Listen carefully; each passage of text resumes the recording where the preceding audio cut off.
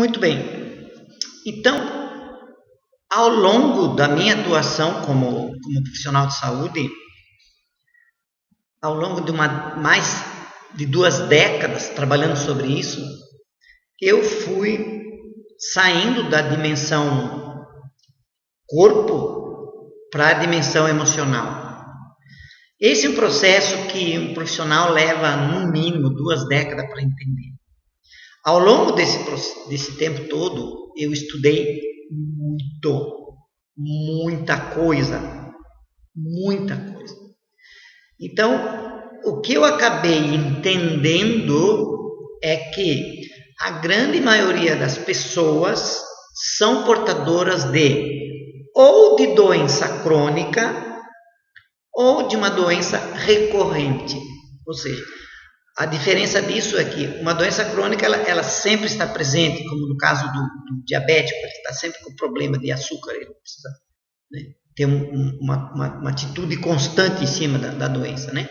Ou, por exemplo, quem sofre de pressão alta também está sempre com pressão alta. E as doenças recorrentes são aquelas que se repetem muito frequentemente. Então, por exemplo, uma pessoa que sofre de dor de cabeça, né, ela pode ter crises recorrentes, né, por exemplo, todo mês ou toda semana ou alguns dias da semana, pode se repetir numa época do ano e tal, mas elas estão sempre aí, elas sempre retornam, tá certo? Então, a maioria das pessoas sofrem desse tipo de problema. Ou ela tem uma doença crônica, ou ela tem uma doença recorrente. Bom, todo o processo de ação que eu fiz, baseado na atuação no corpo e na mente, produziu muito pouco resultado. O que eu falo em termos de resultado é em termos de solução definitiva.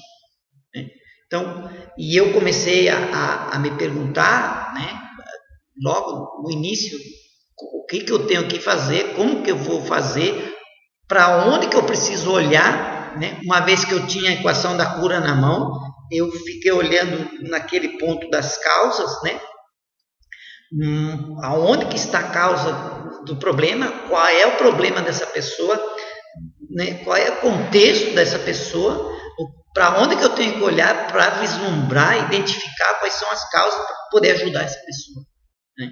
E foi baseado nisso, né, que eu descobri que o aspecto emocional é o que principalmente está por trás de uma doença crônica, né, ou de um estado recorrente.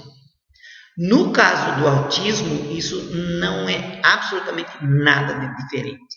Nada. Né? O problema da criança autista é um problema eminentemente emocional. Né?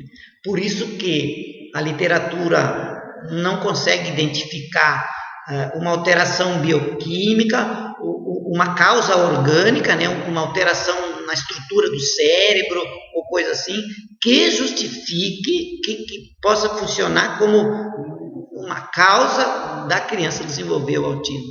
Né? Então, nós, aqui para frente eu vou falar sobre isso, nós conseguimos encontrar a solução para o problema do autismo olhando única e exclusivamente sobre o lado emocional, né? Olhando exclusivamente do lado dessa dimensão anímica da criança, né?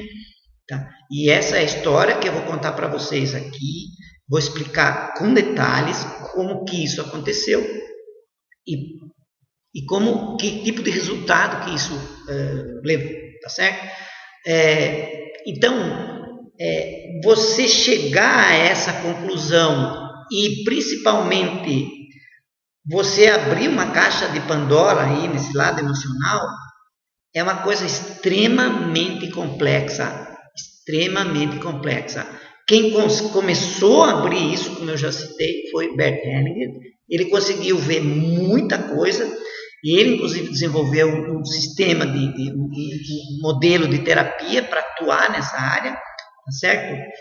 Mas o modelo que ele desenvolveu não é suficiente para solucionar muitos casos, né? Tanto que em nenhum livro dele ele fala sobre a solução de determinado problema. Isso não é citar. Ele deixa, ele não cita, ele inclusive na posição dele, ele deixa bem claro que o método dele não tem obrigação de produzir o resultado. Se o resultado aparecer por um fator, né, como é que ele diz, é como se fosse um presente, né? Às vezes pode até usar a palavra, é um milagre, aceita como um milagre, tudo bem, fique feliz, tá certo? Então, abrir essa caixa de Pandora no lado emocional é extremamente complexo. E é sobre isso que nós vamos falar um pouquinho daqui para frente, tá bom? Ok? Até mais.